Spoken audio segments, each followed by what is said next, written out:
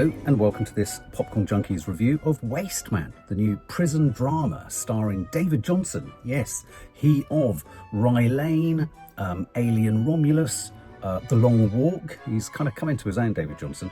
And also starring alongside David Jonsson, we also have Tom Blyth. And Tom Blyth will be perhaps best known as the young, what's his name? Donald Sutherland's character in The Hunger Games. He plays the younger version of the villain from The Hunger Games in the reboot that came out a couple of years ago.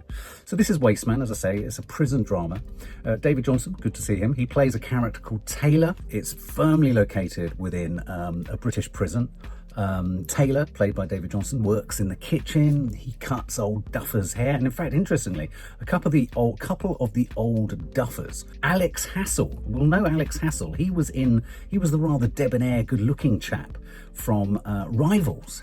He plays one of the older kind of hoodlums, or one of the other prison mates, who, poor old David Jonsson, does his hair. He's responsible for cutting his hair, he's responsible for cutting Gaz's hair, he's responsible for cutting Paul's hair, and they're a bit frightening. They're a bit kind of, they've obviously got to control things. They've got a racket going on.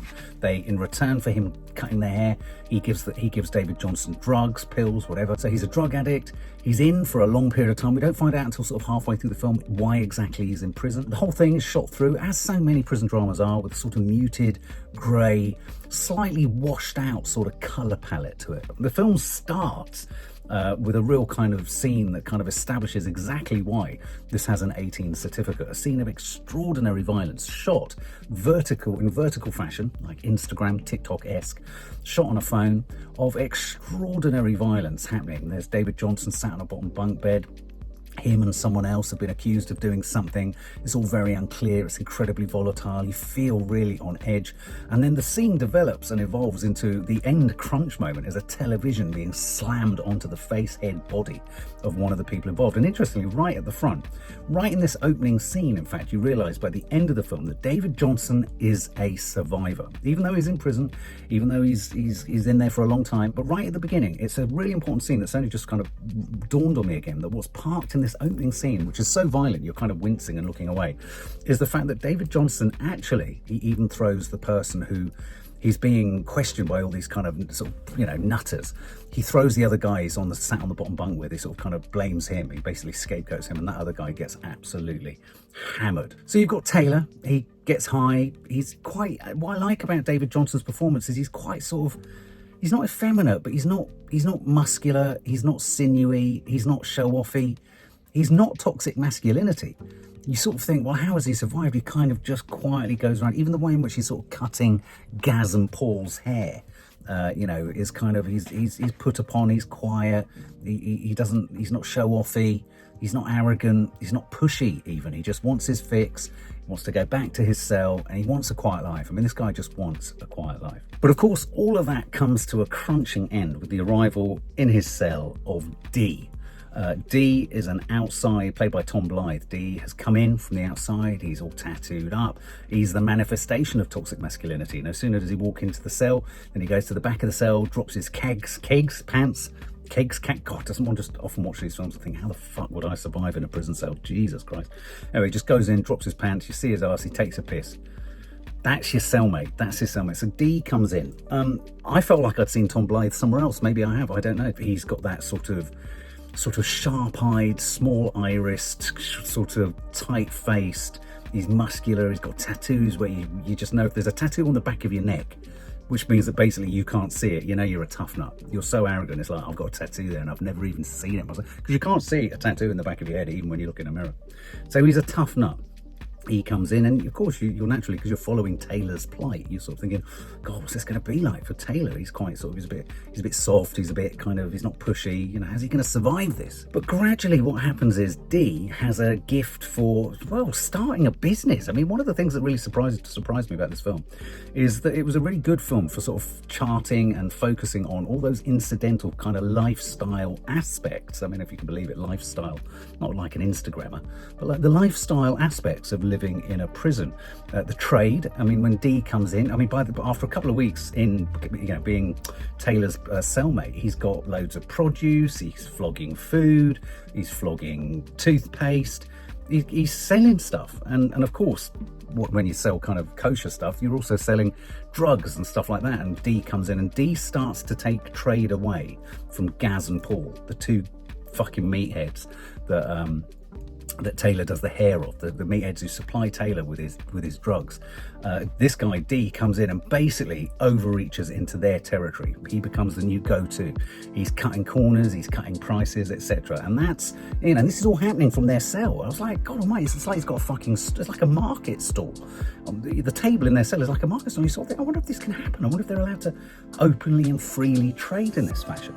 There's the inference and sort of, although they don't focus on the detail, they're kind of making, I guess, an alcoholic hooch, boiling stuff up in kettles, mixing it up, stocking it somewhere. It's very good on all of that kind of stuff.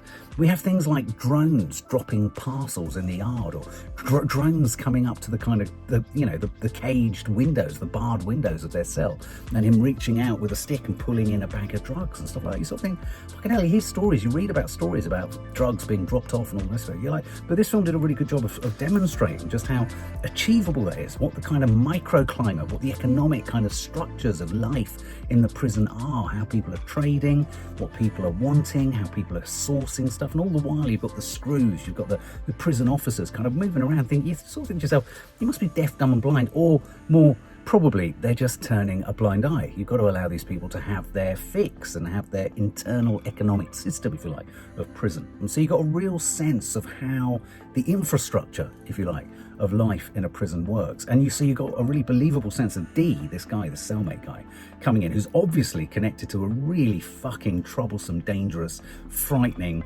gang on the outside, responsible for taking young boys into county lines and all the rest of it. And so, so this curious companionship and partnership develops between David Jonsson as Taylor and Tom Blyth as Dee. A sort of reluctant buddiness kind of kicks in, a sort of almost codependency. I wouldn't go so far as to say there was any kind of erotic aspect. There's a kind of horrible joke where at one point Dee says, yeah, look, have some of my toothpaste and you can suck my cock later. It's dark, but you don't actually get any sexual violence in this. So that's, although it's an 18, it's just fucking violent. It's really violent, but fortunately there's no overt sexual violence in it. And so this companionship kind of builds, this partnership builds, where Dee manages to lure Taylor into his web and away from Gaz and Paul down the way, or up the cell where he does their hair, because he promises Taylor that he can use his phone and contact Taylor can contact his son. And so you have this kind of bait, if you like. Taylor contacts his son on social media. A connection is struck between David Jonsson and his son out of prison. And through the access and use of this, illegal phone that Dee's got in his prison cell, David Jonsson manages to build a kind of relationship of sorts, and that emotional bond is struck. And suddenly you sort of think, oh, okay, well, this could work. But you're kind of aware all the time, hang on a minute, Gaz and Paul down the way, the guy from Rivals and his big heavy mate, they ain't going to be happy about David Jonsson now getting his drugs and his stash from Dee. David Jonsson has pivoted like a true addict, and David Jonsson does a really good job of playing the kind of listless, hapless, just needs his fix, just wants his fix, doesn't really care where he gets his fix from, and doesn't really care about the consequences of shifting the origin of his fix to Dee. And so their relationship kind of intensifies, their stressful friendship develops. And you never, in any prison drama, you never trust any friendship, do you? You always think, fucking hell, any minute, the carpet could be pulled from beneath it all, and suddenly it's all going to go completely wrong. Well, not surprisingly, it does. Their friendship's well observed, their codependency is well observed. Dee manages to, as I say, through the use of offering his phone up, gets an indebtedness, manages to breed an indebtedness to him from Taylor. Taylor needs him. Taylor needs to use a phone. Taylor's paternal instinct kicks in, which of course will eventually, as we'll discover, turn into leverage for Dee. And that's where really this film pivots into an even more stressful watch than it was to this point. There are scenes in this film, there's a really, really compelling scene where a massive riot starts, kind of created by Gaz and Paul, and in that riot, the riot police come in, and there's some really interesting, quite shocking, quite explicit cutaways of inmates getting their dicks out and pissing on the riot police and throwing shit at and you sort of think, fucking hell, yeah, I bet this is what it's like. I bet when it turns, you really felt a sense of the pack, the pack mentality kicking and igniting and firing up and kind of turning everything upside down, and you're just like, the volatility, fucking hell, you would not want to work in these places. Interesting note just to make on the genesis of this film. Apparently, originally, this idea, the script, the film, which is directed by a guy called Cal McMau, from a screenplay by Hunter Andrews and Eoin Doran. It was originally meant to be directed by the Safdie brothers, but because they were making Uncut Gems, so this film has been floating around since the Uncut Gems days, and you can kind of see how it would have suited the Safdie brothers.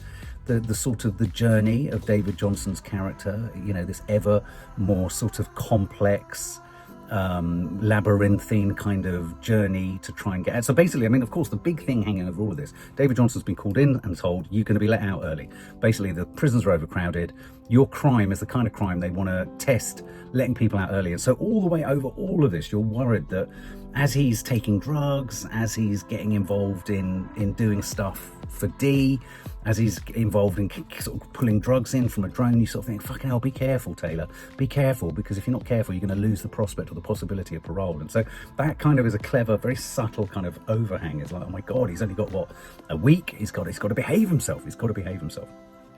And what happens is there's a crunch moment halfway through the film where essentially Gaz and Paul, the guy from Rivals and his big, heavy, slaphead, meathead mate who get their hair cut by Taylor, they decide to, basically they've had enough of D. They don't like the fact that D has stolen their business. He's encroached on their turf, even though it's in prison.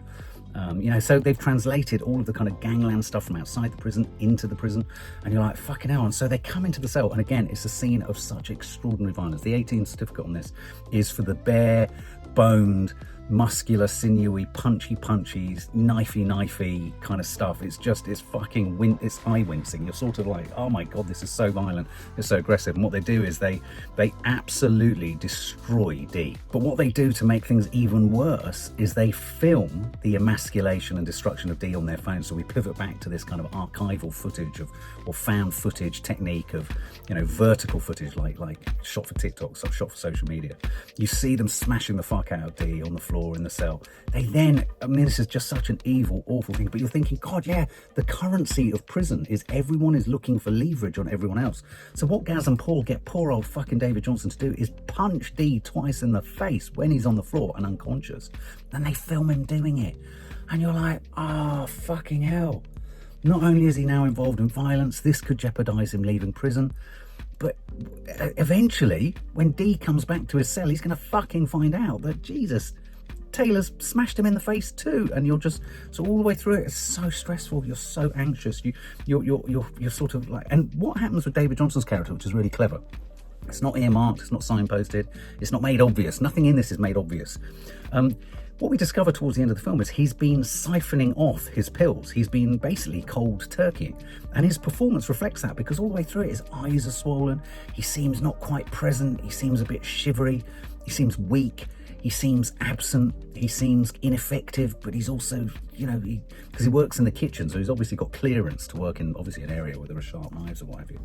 But then he gets involved in this sort of smash 'em up. But, you know, he doesn't get directly in trouble for this from the screws or from the authorities. So this isn't what endangers his ability to kind of get out early. What does is when D comes back, he eventually sees the footage and he uses his gang's access to Taylor's son on the outside.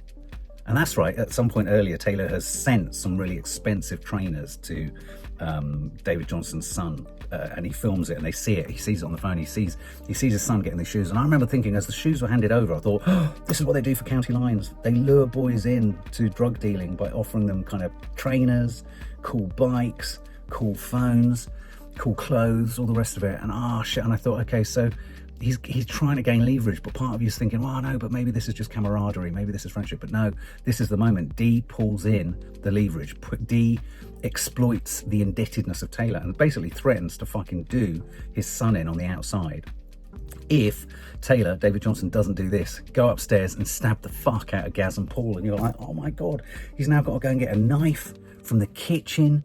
He's got to take it out. He's got to take it up to their cell. And you just think, well, if he does this, he's out.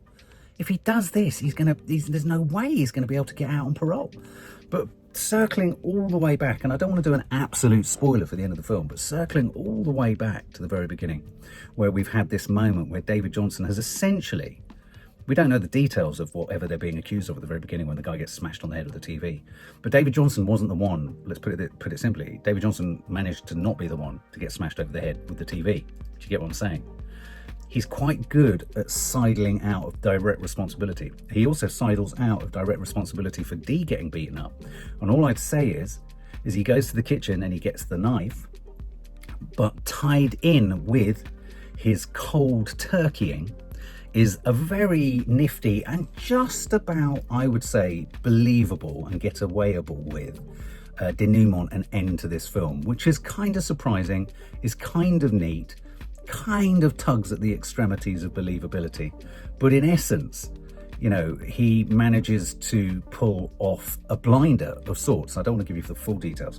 I think what I really liked about this was just the increasing and constant sort of tightening of the spring or the coil. It was like a snake around your body. It was like a boa constrictor. It just kept getting more and more claustrophobic, tighter and tighter. I kept getting more and more breathless as you were frustrated and more fearful about whether Taylor would be able to get out of prison, whether his parole would be endangered by the next thing that happens to him. And then he's caught in this trap where he's worried about his son being taken advantage of outside of prison if he doesn't go and kill Gaz and Paul and stab them. Dee is hurt. The betrayal felt by Tom Blyth's character of Dee is real, and I think this is a really brilliant film for male connection, male companionship in a hideous environment with two people who've come from hideous backgrounds. And of course it transpires that the reason Taylor is in prison, the reason he shares this with Dee in a moment in their cell when they get drunk on hooch and all the rest of it.